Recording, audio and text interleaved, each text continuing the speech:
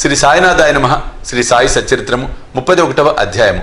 బాబా సుముఖమున మరణించిన వారు సన్యాసి విజయానంద్, బలరాం మాన్కర్, తాత్యాసాహెబ్ నూల్కర్, మెఘశ్యాముడు, పులి.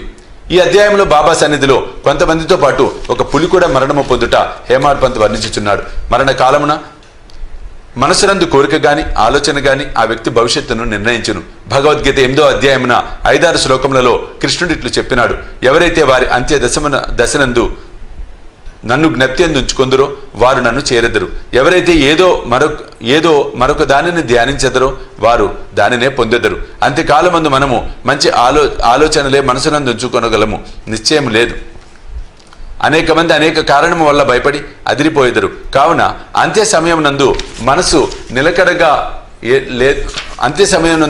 నిలకడగా ఏదో మంచి ఆలోచనలు అందే నిలపవలని అన్నచో నిత్యము దాన్ని అభ్యసించుట అవసరము. భగవంతుని ధ్యానం చేయొచ్చు, జ్ఞప్తి అందించుకుని ఎల్లప్పుడూ భగవన్ నామస్మరణ చేసినచో మరణ కాలమందు గాబరా పడకుండా ఉండగలమని యోగీశ్వరులందరూ బోధించుచున్నారు. భక్తులు యోగులకు సర్వస్వ శరణాగతి చేసేదరు.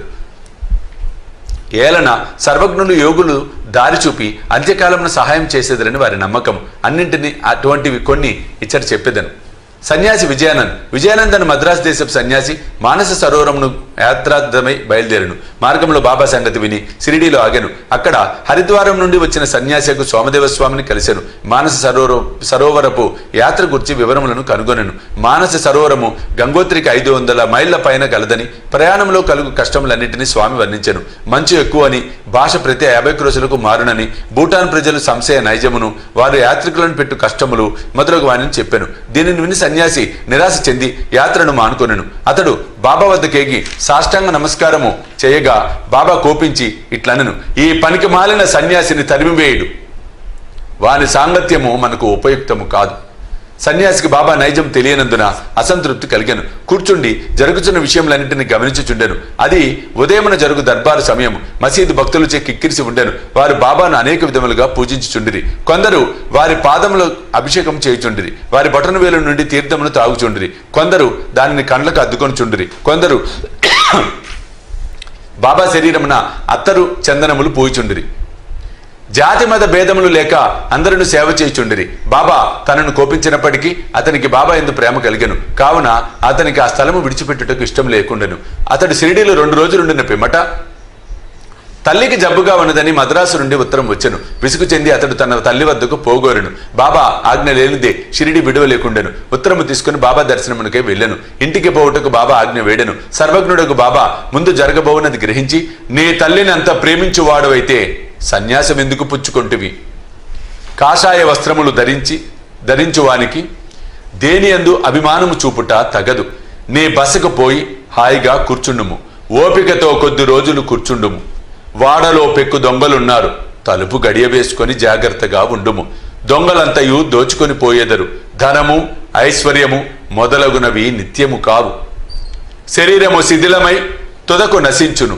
దీనిని తెలుసుకొని నీ కర్తవ్యమును చేయుము. ఇహలోక పరలోక వస్తువులన్నిటి యందు గల అభిమానము విడిచిపెట్టుము. ఎవరైతే ఈ ప్రకారము చేసి హరి యొక్క పాదములను శరణు వేడెదరో వారు సకల కష్టముల నుండి తప్పించుకొని మోక్షము పొందెదరు. ఎవరైతే భక్తి ప్రేమలతో భగవంతుని ధ్యానము చేసి మననము చేసెదరో వారికి దేవుడు పరిగెత్తుకుపోయి సహాయము చేయును. నీ పూర్వ పుణ్యం ఎక్కువగొడచే నీవిక్కడకు రాగలిగితివి.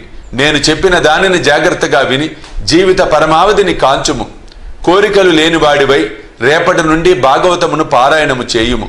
శ్రద్ధతో 3 సప్తాహములను చేయుము. భగవంతుడు సంతుష్టి చెంది నీ విచారములను తొలగించును.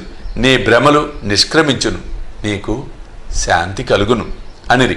అతని మరణం సమీపించినందున బాబా అతనికి విరుగుడు ఉపదేశించెను.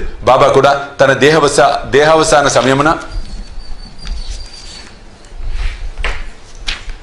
మృత్యు దేవతకు ప్రీతి కలిగించు రామ విజయం చదివించెను. ఆ మరుసటి ఉదయము స్నానము మొదలగున ఆచరించిన పిమ్మట విజయానందుడు భాగవతమును లెండి తోటలో ఏకాంతముగా చదువుటకు ప్రారంభించెను. 2 పారాయణములు చేయగా అలసిపోయాను. వాడకు వచ్చి 2 దినములుండెను. 3వ రోజు ఫకీర్ బడే బాబా తొడపై ప్రాణములు వదిలెను. బాబా ఒక రోజంతయు శవమును అటులే ఉంచుమనెను. పిమ్మట పోలీసు వారు వచ్చి విచారణ జరిపి శవ సంస్కారముకు ఆజ్ఞ ఇచ్చిరి. యథోచితముగా శరీరమును తగిన స్థలమున పూడ్చిరి. ఈ విధముగా బాబా ఆ సన్యాసికి సద్గతికి సహాయపడెను. బలరాం మాన్కర్ అని గృహస్థుడొకడు బాబా భక్తుడుగా ఉండెను. అతడి భార్య చనిపోయాను. అతడు విరక్తి చెంది కొడుకునకు గృహభారం అప్పగించి షిరిడీకి వచ్చి బాబాతో ఉండేవలని ఈ దిగువ రీతిని చేశాను. బాబా అతనికి 12 రూపాయలు ఇచ్చి సతారా జిల్లాలోని మచ్చేంద్రగఢ్లో ఉండమనెను. బాబాను విడిచిపెట్టి మచ్చేంద్రగఢ్లో ఉండట అతనికి ఇష్టం లేకుండాను. కానీ ఇదే అతనికి మంచి మార్గమని బాబా ఒప్పించెను.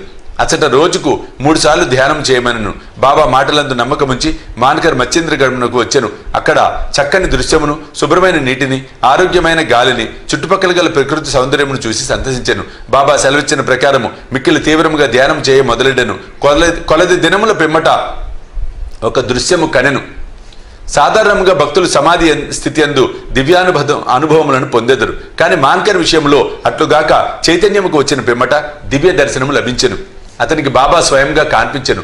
మాన్కర్ బాబాను చూచుటే కాక తనను అచట కేల పంపితివని అడిగాను. బాబా ఇట్లు చెప్పాను, షిరిడీలో అనేక ఆలోచనలు నీ మనసున లేచెను. నీ చంచల మనస్సునకు నిలకడ కలుగజేయవలనని చెటకు పంపితిని. నీవు పంచేంద్రియములతో 3.5 మూరల మనిషిగా నన్ను భావించితివి. నేనెల్లప్పుడూ షిరిడీలోనే ఉండేదను అనుకొంటివి. ఇప్పుడు నీవిచట చూచిన నా రూపము షిరిడీలో చూచిన నా రూపముతో సమానముగా ఉన్నదో లేదో నిర్ధారింపు. ఇందుకే ఇచ్చటికి పంపితిని. కొంతకాలం గడిచిన పిమ్మట మాన్కర్ గడమను విడిచి బాంద్రాకు పయనమైన. పూనా నుండి దాదరకు రైల్లో పోవాలని అనుకున్నాను. టికెట్ కొరకు బుకింగ్ ఆఫీస్కు పోగా అది మిక్కిలి కిక్కిరిసి ఉండెను. అతనికి టికెట్ దొరకలేదు. లంగోటి కట్టుకొని కంబలి కప్పుకొని ఒక పల్లెటూరు వాడు వచ్చి మీరెక్కడికి పోవచ్చున్నారు అని అడిగాను. దాదర్కని మాన్కర్ బదులిచ్చాను. అతడిట్లనను, దయచేసి నా దాదర్ టికెట్ తీసుకును. నాకు అవసరమైన పని ఉండుడిచే దాదర్కు వెళ్ళలేకపోవచ్చుంటుంది. టికెట్ లభించినందుకు మాన్కర్ ఎంతో సంతసించెను. జేబులో నుంచి పైకం తీయనంతలో ఆ జానపదుడు అంతర్ధానమయ్యను. మాన్కర్ ఆ గుంపులు అతనికే వెతకసాగాను. కానీ లాభం లేకపోయాను. అతని కొరకు బండి కదులినంత వరకు ఆగాను. కానీ వాని జాడ కానరాకుండాను. మాన్కర్కు కలిగిన వింత అనుభవములందు ఇది రెండోది. ఇంటికి పోయి వచ్చి తిరిగి మాన్కర్ షిరిడీ చేరెను. అప్పటి నుండి షిరిడీలోనే బాబా పాదములను ఆశ్రయించి ఉండెను. వారి సలహాలను అనుసరించి నడుచుకొని చుండెను. తుదకు బాబా సుముఖమున వారి ఆశీర్వాదములతో ఈ ప్రపంచమును విడిచినందువలన అతడెంతో అదృష్టవంతుడని చెప్పవచ్చును. తాత్యాసాహెబ్ నూల్కర్ గురించి హేమాడ్ పంత్ ఏమీ చెప్పి ఉండలేదు. వారు షిరిడీలో కాలం చేసినారని మాత్రమే చెప్పవచ్చును. సాయిలీలా పత్రిక నుండి వృత్తాంతమును గ్రహించితిమి.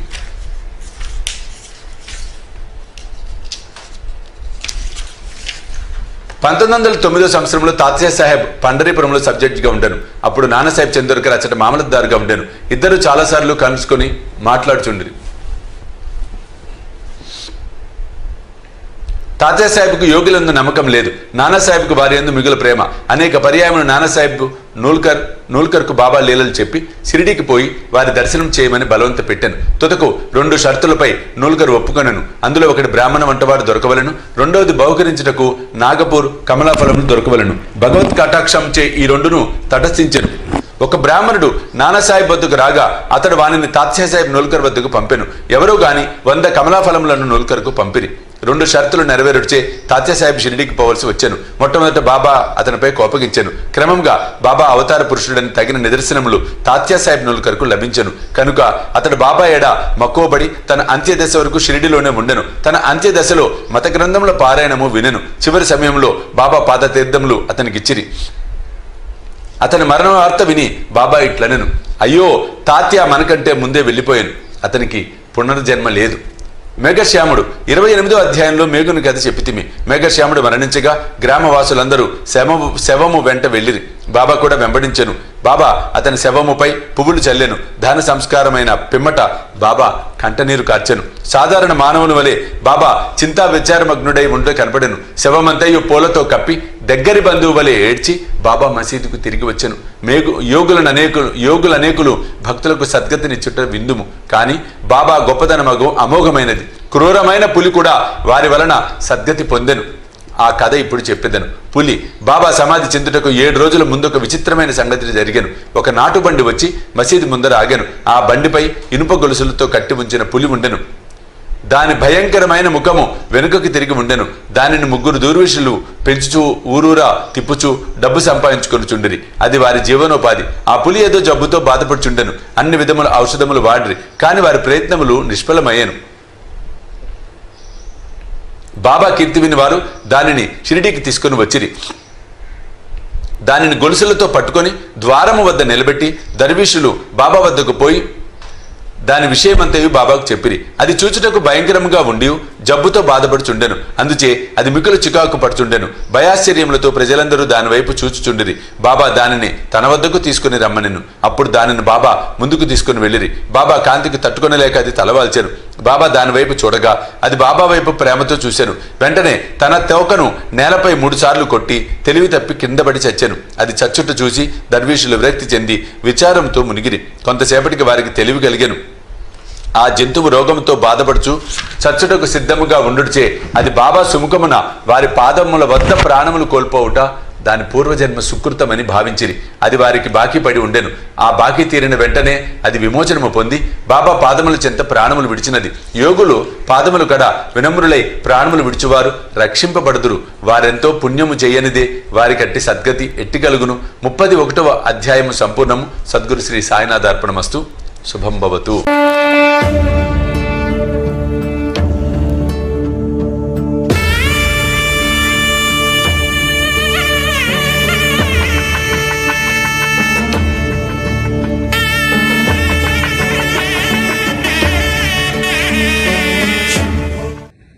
సాయి దివ్య రక్ష కవచ యంత్రానికి